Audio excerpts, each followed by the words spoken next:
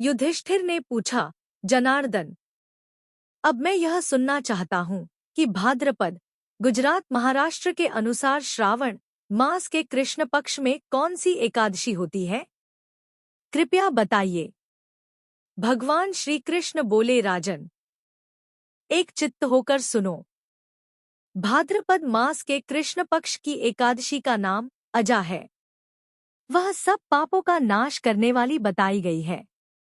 भगवान ऋषिकेश का पूजन करके जो इसका व्रत करता है उसके सारे पाप नष्ट हो जाते हैं। पूर्वकाल में हरिश्चंद्र नामक एक विख्यात चक्रवर्ती राजा हो गए हैं, जो समस्त भूमंडल के स्वामी और सत्य प्रतिज्ञ थे। एक समय किसी कर्म का फलभोग प्राप्त होने पर उन्हें राज्य से भ्रष्ट होना पड़ा। राजा ने अपनी पत्नी और पुत्र को बेच दिया, फिर अपने को भी बेच दिया। पुण्यात्मा होते हुए भी उन्हें चांडाल की दास्ता करनी पड़ी। वे मुर्दों का कफन लिया करते थे। इतने पर भी नृपश्रेष्ठ हरिश्चंद्र सत्य से विचलित नहीं हुए। इस प्रकार चांडाल की दास्ता करते हुए उनके अनेक वर्ष व्यतीत हो गए। इससे राजा को बड़ी चिंता हुई। वे अत्यंत दुखी होकर सोचने लगे, क्या करूं? कहाँ जाऊं? कैसे मेरा उद्धार होगा? इस प्रकार चिंता करते करते वे शोक के समुद्र में डूब गए। राजा को शोकातुर जानकर महर्षि गौतम उनके पास आए। श्रेष्ठ ब्राह्मण को अपने पास आया हुआ देखकर नृपश्रेष्ठ ने उनके चरणों में प्रणाम किया और दोनों हाथ जोड़ गौतम के सामने खड़े होकर अपना सारा दुखमय समाचार कह सुनाया। राजा की बात सुनकर महर्षि गौतम ने कहा, राजन, भादो के कृष्ण पक्ष में अत्यंत कल्याणमयी अजा नाम की एकादशी आ रही है, जो पुण्य प्रदान करने वाली है। इसका व्रत करो, इससे पाप का अंत होगा। तुम्हारे भाग्य से आज के 7वें दिन एकादशी है। उस दिन उपवास करके रात में जागरण करना। ऐसा कहकर महर्षि गौतम अंतर्धान हो गए। मुनि की बात सुनकर राजा हरिश्चंद्र ने उस उत्तम व्रत का अनुष्ठान किया। उस व्रत के प्रभाव से राजा सारे दुहकों से पार हो गए। उन्हें पत्नी पुनः प्राप्त हुई और पुत्र का जीवन मिल गया। आकाश में दुंदुभियां बज उठीं। देवलोक से फूलों की वर्षा होने लगी। एकादशी के प्रभाव से राजा ने निष्कंटक राज्य प्राप्त किया और अंत में वे पुरजन तथा परिजनों के साथ स्वर्गलोक को प्राप्त हो गए।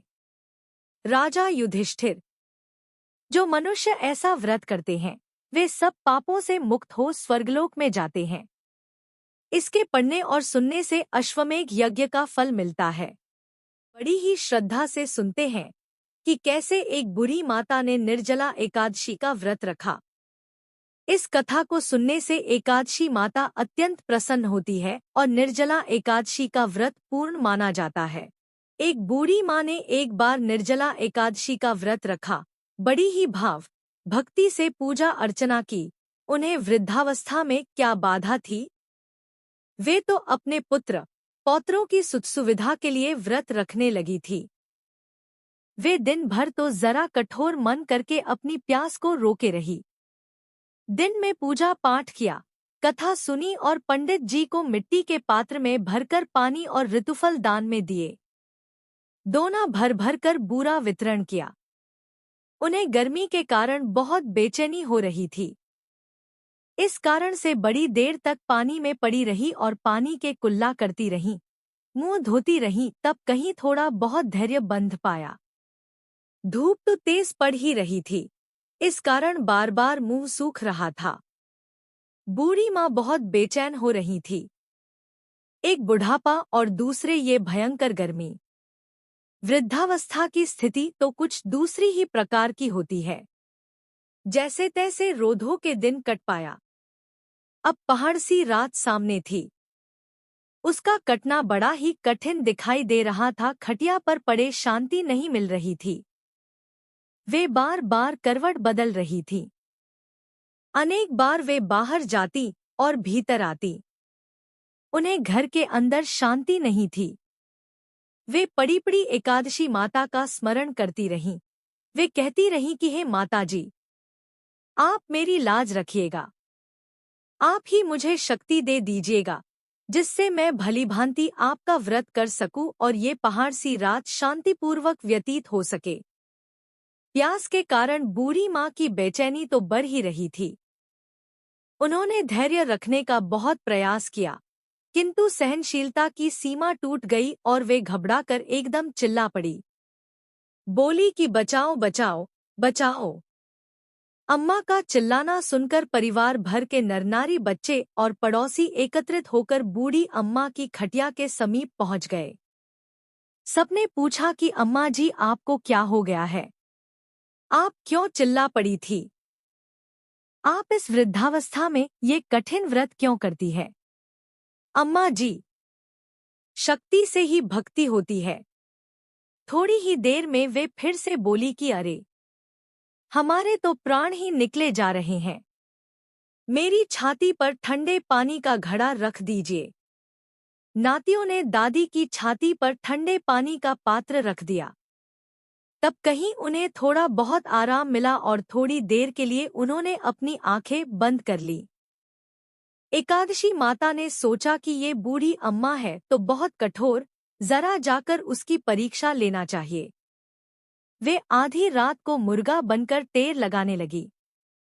मुर्गा की आवाज सुनकर दादी जल्दी से उठीं और बाहर जाकर आसमान की ओर देखा, किंतु आसमान में कहीं उन्हें प्रातःकालीन तारा दिखाई नहीं दिया। वे सोचने लगी कि ये मुर्गा क्यों और कैसे बोल गया है। उन्हें प्यास तो बढ़ ही रही थी।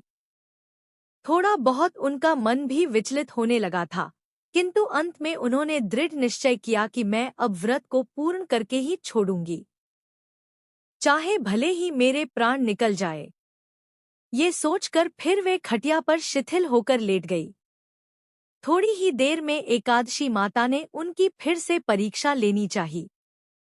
एक छोटी सी बालिका एक गिलास में शरबत लेकर उनके सिरहाने खड़ी हो गई और जोर से बोली कि दादी जी, सवेरा हो गया है, आप हाथ मुंह धोकर शरबत पी लीजिएगा।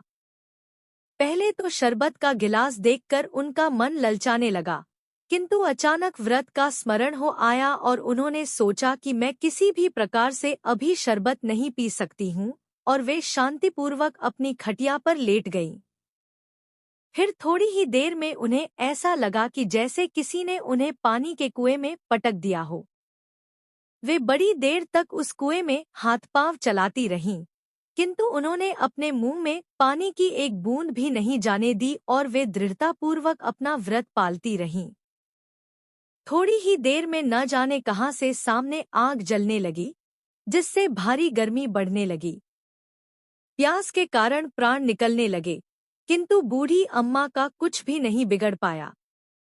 वे जहां की तहां मुस्कराती हुई सी बैठी रही। थोड़ी ही देर में बाहर प्रकाश दिखाई देने लगा। ऐसा लगा कि जैसे सवेरा हो गया हो। बूढ़ी अम्मा ने जब बाहर निकलकर देखा तो समझ गईं कि अभी सवेरा होने में 3-4 घंटे की देरी है। यह जानकर वे शांतिपूर्वक इधर-उधर घूमने फिरने लगी। एकादशी माता ये बात अच्छी तरह से समझ गई कि ये बूढ़ी अम्मा किसी भी प्रकार से अपने व्रत से नहीं टल सकती है। वे उनके सत्यव्रत को अच्छी तरह से समझ गईं। सवेरा होते ही बूढ़ी माँ ने स्नान किया, भगवान का पूजन पाठ किया, एकादशी माता की कथा सुनी, ब्राह्मणों को दक्षिणा देकर भोजन कराया। तब कहीं उन्होंने जल ग्रहण किया। कन्याओं को भोजन कराने के बाद अम्मा ने भोजन किया। उस श्रेष्ठ व्रत के प्रताप से बूढ़ी अम्मा की आयु में वृद्धि हो गई। उनका घर परिवार हरा भरा हो गया। घर में अब उनके कोई अभाव नहीं रहा। वे हर तरह के सुख साधनों से संपन्न हो गईं। नाती नातिनों से उनका घर भर गया और वे उसी दिन से 12 महीने की एकादशी का व्रत करने लगी। एकादशी माता के व्रत के प्रताप से इस संसार में हर प्रकार के सुख भोग कर अंत में वैकुंठ धाम को चली गईं। ऐसा है तुरंत फल देने वाला एकादशी माता का व्रत। उसी समय से संपूर्ण उत्तर भारत में यह व्रत प्रारंभ हो गया और लोगों के दुख दारिद्र्य दूर होने लगे। कलयुग में यह व्रत अधिक प्रभावपूर्ण है।